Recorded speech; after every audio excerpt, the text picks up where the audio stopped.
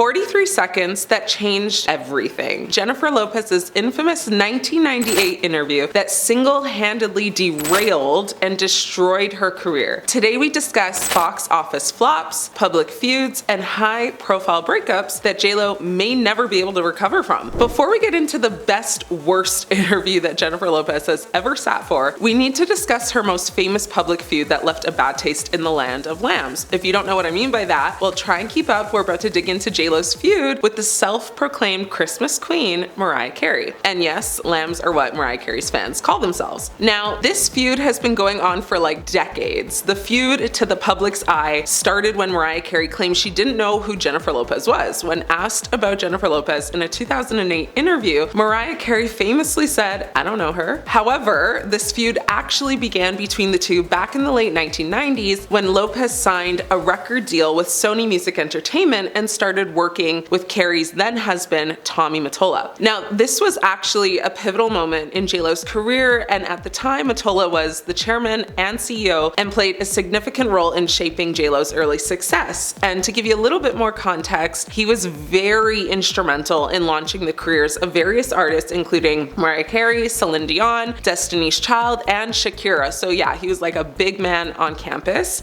Now, Tommy was known to be a very hands-on manager. He worked very closely with Lopez to develop her sound and image, and this of course had an impact on his personal relationship with Mariah, which in turn caused tension between Carey and Lopez. But that's not the only reason why there was beef. Like, it is reported that Mottola actually stole music from Mariah to give to Lopez and build her up. Now, when Mariah Carey released her book, The Meaning of Mariah, in 2020, it actually showcased her very toxic relationship with Mottola, and when referencing Lopez, she refers to her as the one who must not be named. It is reported in her book that a sample Mariah was set to use for her new song Loverboy, out of spite due to Mottola and Carey's breakup, Mottola rushed to have it be used by another artist on the label. And although not named directly, we are led to believe that artist is Jennifer Lopez. Now, Mariah Carey said this was sabotage, like plain and simple. Mariah did change the sample in order to make Loverboy, and she did have the last laugh because Loverboy went on to become the best-selling single of 2001. So like, I completely get Mariah being salty towards JLo for this whole situation, but you do have to wonder how much JLo had to say or even really knew what was going on. I mean, in my humble opinion, I think Mottola played them both and set both of them up for disaster. It seems like he intentionally created scenarios and a dynamic between the two that would, of course, cause them to hate each other. Now, in an interview with Andy Cohen, he asked JLo if she had any problems with Mariah Carey. JLo responded by saying, "I don't have a feud against her at all. I know from back in the day, I've read things that she said about me that were not the greatest, but we have never met. We don't know each other." She even went on to say, "I would love to meet her and I would love to be friends with her." I'm sorry, girl. I honestly don't think Mariah feels the same at all. Let's get into JLo's most high-profile breakup. You already know who I'm about to mention. Yes, Ben Affleck. What's crazy about this one is that she had two high-profile breakups with him. Once in 2004 and then 20 years later in 2024. Now, Lopez and Affleck, or better known collectively as Bennifer by the press, met while filming Geely. We'll get into that one in a bit. And they got engaged in 2002. Their wedding was postponed multiple times due to media attention, and once in 2003, just one day before the ceremony, they made a joint statement that said, "Due to the excessive media attention surrounding our wedding, we have decided to postpone the date." When we found ourselves seriously contemplating hiring 3 separate decoy brides at 3 different locations, we realized that something was awry. We began to feel that the spirit of what should have been the happiest day of our lives would be compromised. We felt that what should have been a joyful and sacred day would be spoiled for us, our families, and our friends. So after that statement, they briefly split up, but then they actually rekindled the relationship, but then eventually called it off just 3 days before the wedding in January of 2004. Jennifer also told People magazine, and I quote, "We didn't try to have a public relationship, we just happened to be together at the birth of the tabloids. It was just a lot of pressure." Ben shared the same sentiments, and although it's reported that it was the pressure that was the main cause of their split, they also had conflicting schedules that made it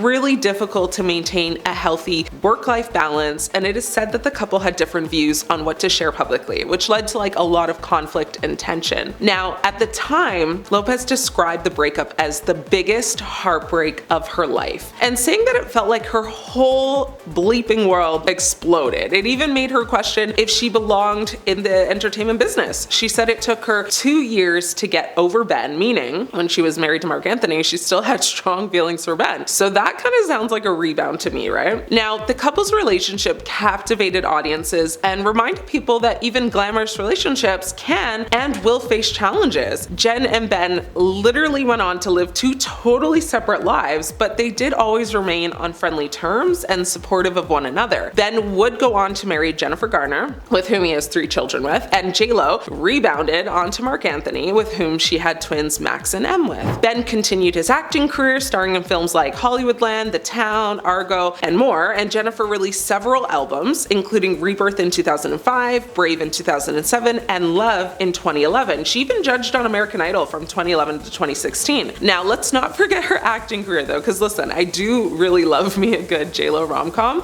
and she kept busy starring in movies like Made in Manhattan, Shall We Dance, Monster-in-Law, and in the more recent years, Second Act, Hustlers, and Shotgun Wedding. It's safe to say they both evolved as individuals and continued to grow while they were apart. Now, fast forward to April 2021, Lopez and Affleck rekindled their romance and were spotted together after they both separated from their other partners. In May, they both went on a trip to Montana together, and in July 2022, the couple secretly married in Las Vegas at the Little White Chapel. Sadly, for all Bennifer fans, this was short-lived as their marriage came to an end in August of 2024, when Lopez filed for divorce without a lawyer, citing irreconcilable differences. Now, a bit of deja vu here, because although I'm sure there were several factors that contributed to the breakdown of the relationship, but according to sources close to Lopez, Ben's discomfort with the paparazzi attention was a significant issue. Boy, like, I'm gonna need you to get yourself all the way together. Like, she was J-Lo in 2004. She's still J-Lo in 2024 too. Like, what's insanity again, doing the same thing and expecting a different result, right? Anyway, additionally, Affleck was apparently uncomfortable with Lopez's decision to share private love letters with her music team. I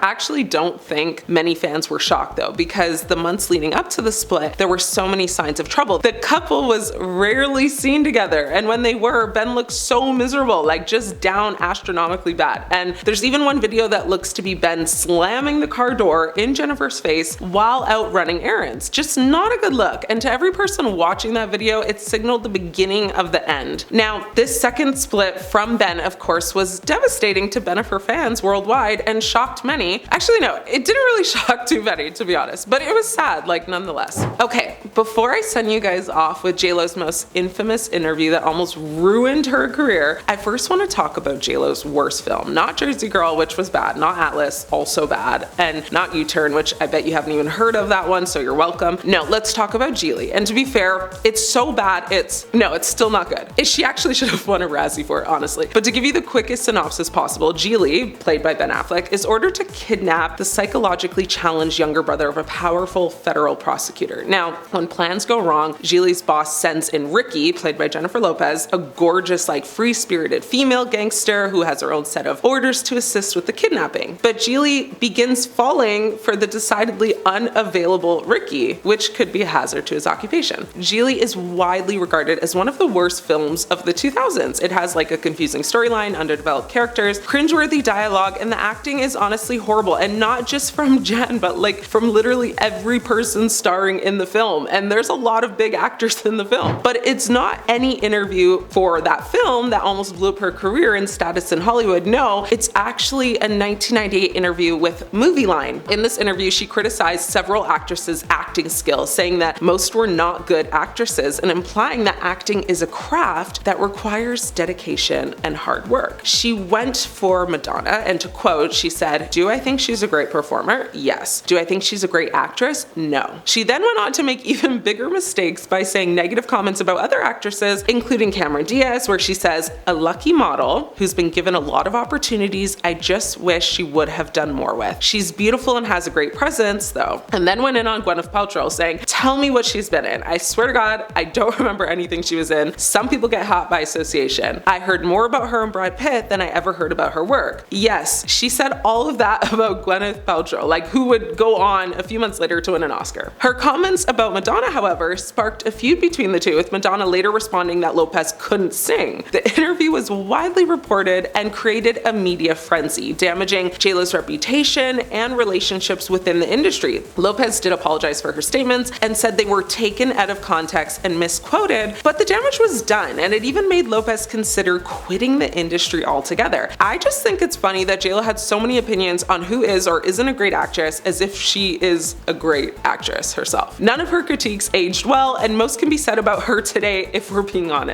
The thing is too is that some of what she said had some truth, but the problem is whose mouth it came out of. She does not have a leg to stand on, and although I'm a fan of JLo's rom-coms, I still don't think she then nor now is in any position to throw shade when it comes to acting. What do you guys think though? Does JLo deserve more acting credit? You think she'll ever win an Oscar? I'm your host Ashley. It's been great catching up.